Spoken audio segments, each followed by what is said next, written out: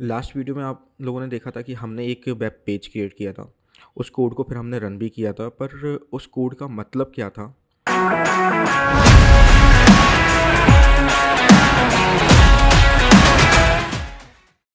उस कोड को अब हम लोग समझते हैं।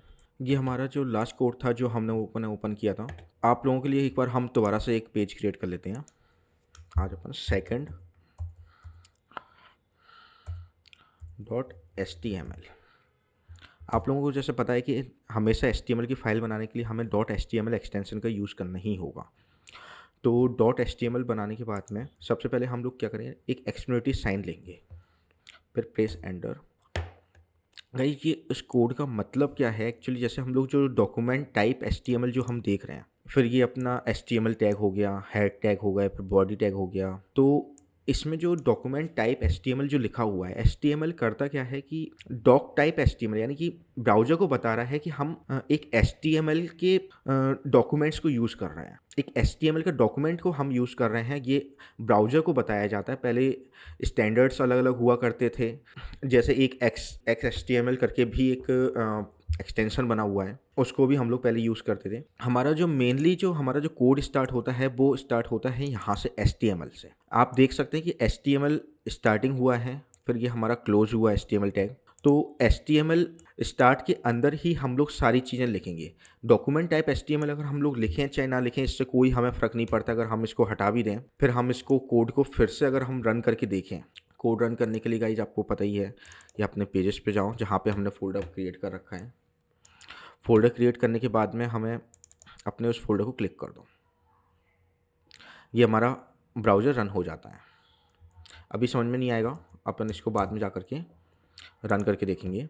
HTML हम लोगों ने स्टार्ट किया, फिर आता है हमारा हेड टैग।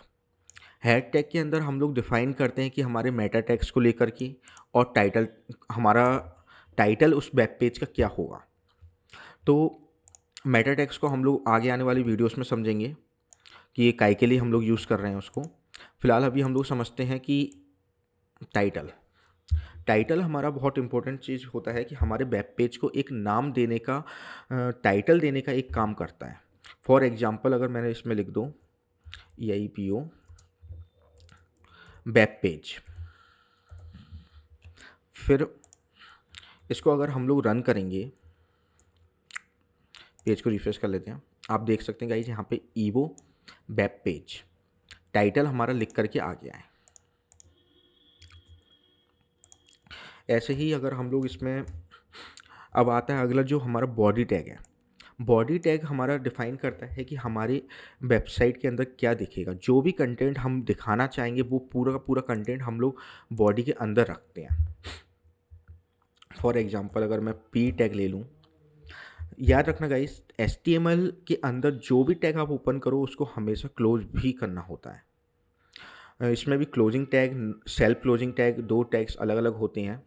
हम लोग आगे उसको भी समझेंगे, पर अभी फ़िलहाल के लिए आपको ये समझना है कि हर टैग अपने आप में ही एक क्लोजिंग टैग है। इस पी टैग के अंदर हम लोग कुछ भी लिखेंगे, जैसे हाय गाइस। हम इस फाइल को क्लोज करके अगर हम लोग ओपन करें दोबारा, देखिए हाय गाइस, ये हमारा जो भी मटेरियल हम लोगों को यहाँ पे लेकर के आना था, ये पूरे के पूरा मटेरियल हमारा यहाँ पे आएगा। जो भी हमने बॉडी टैग के अंदर जो भी हमने लिखा है वो पूरा का पूरा टैग हमारे इसके अंडर आ जाएगा। अब ये तो हो गया हमारा बॉडी टैग। अब इसके आगे अगर हम लोग और चीज़ों को देखें तो ये HTML के अंदर जितने भी टैग्स हैं, ये सारे के सारे एक बेसिक स्ट्रक्चर है। इसी के थ्रू ही हम लोग पूरे HTML की कोडिंग करेंगे। आप लोगों को इसे याद कर लेना। इसके अगर स्ट्रक्चर की याद की जाए तो अगर हम लोग ध्यान दें तो पहला अपना HTML, फिर उसके अंदर अपना आता है हेड टैग,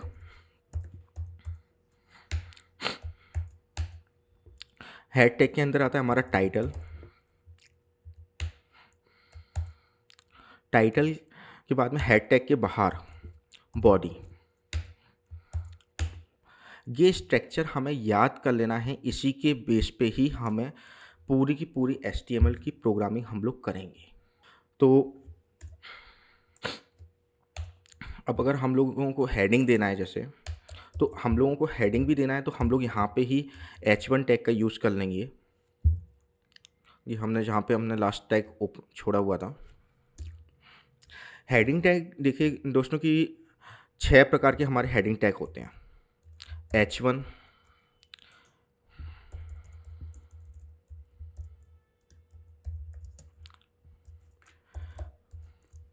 हर एक हेडिंग का अपना एक अलग अलग ही मतलब साइजेस होता है, जिसके हिसाब से हम लोग हेडिंग देने का काम करते हैं। कई बार आपने नोटिस किया होगा कि हर पैराग्राफ के एक अलग अलग वो होता है, जैसे सब हेडिंग्स दिखानी है, उसकी भी सब हेडिंग्स दिखानी है, तो इसमें हमारे लिए ये बहुत ज़्यादा हेल्पफुल होता है। जैसे हम लोग लगा लेते हैं H4 हो गया, फिर इसके बाद में H5,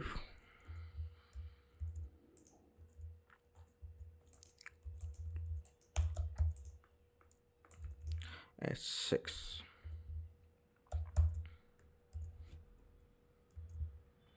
इसको अगर हम सेव करके अब हम रन करें, अब हम इसे रिफ्रेश करते हैं, ये देख सकते हैं हेलो गाइस, ये इस फ़ॉन्ट से आकर के 6 लेवल तक हमारा ये हेडिंग्स हमारा शो करता है।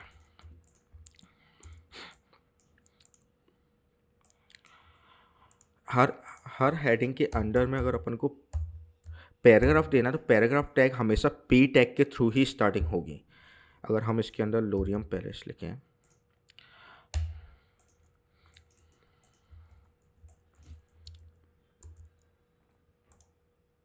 देखिए ये आ गया एक पैराग्राफ। एक चीज़ ध्यान रखिएगा गाइस कि अगर जैसे मैंने इतना बड़ा एक पैराग्राफ लिया है, अगर आपको भी इतना बड़ा पैराग्राफ लेना हो, कुछ मटेरियल नहीं है उस जगह पे लिखने के लिए, तो आपको सिंपली यहाँ पे आपको क्या करना है, इसके नीचे जैसे मैं लगा रहा हूँ P, लोरियम टाइप कर देना है। लोरियम टाइप करते से ही ऑटोमेटिक ये मटेरियल आपको लिख करके दे देगा। और अगर हमें ना पैराग्राफ और बड़ा चाहिए, अगर मान के चलो कि हमें 300 वर्ड्स का चाहिए, तो हम लोग सिंपली लोरियम टाइप करेंगे, उसके आगे लिख देंगे साइज़ हमें कितना चाहिए। जैसे फॉर एग्जांपल 300 वर्ड्स का हमें चाहिए, तो 300 वर्ड्स का हमें पूरा पैराग्राफ की रेडी करके दे देगा। रिफ्रेश करके देखें, देखिए है ना। तो ये आगे के लिए ध्यान रखना, हम लोग जैसे आगे क्रिएट करेंगे तो वर्ड्स नहीं है तो हमारे लिए ये काम में आता रहेगा, है ना। अब अपन लोग समझते हैं कि आखिर अब अपन को लिंक देनी है कभी, तो लिंक से पहले हम लोग एक चीज़ समझ लेते हैं, BR टैग को। BR टैग हमारा ब्रेकिंग के लिए यूज़ होता है। अगर हमें कहीं से लाइन को ब्रेक करना है, तो हम वहाँ से लाइन को ब्रेक कर सकते हैं। जैसे हमने इलेट के बाद लगाया, इसके बाद अगर हम चाह रहे हैं कि यहाँ पे भी इलेट के बाद में एक लाइन ब्रेक हो जाए, तो इलेट के बाद एक लाइन ब्रेक हो जाए, तो हमने यहाँ पे भी BR टैग लगाया, ये रिफ्रेश हो गया।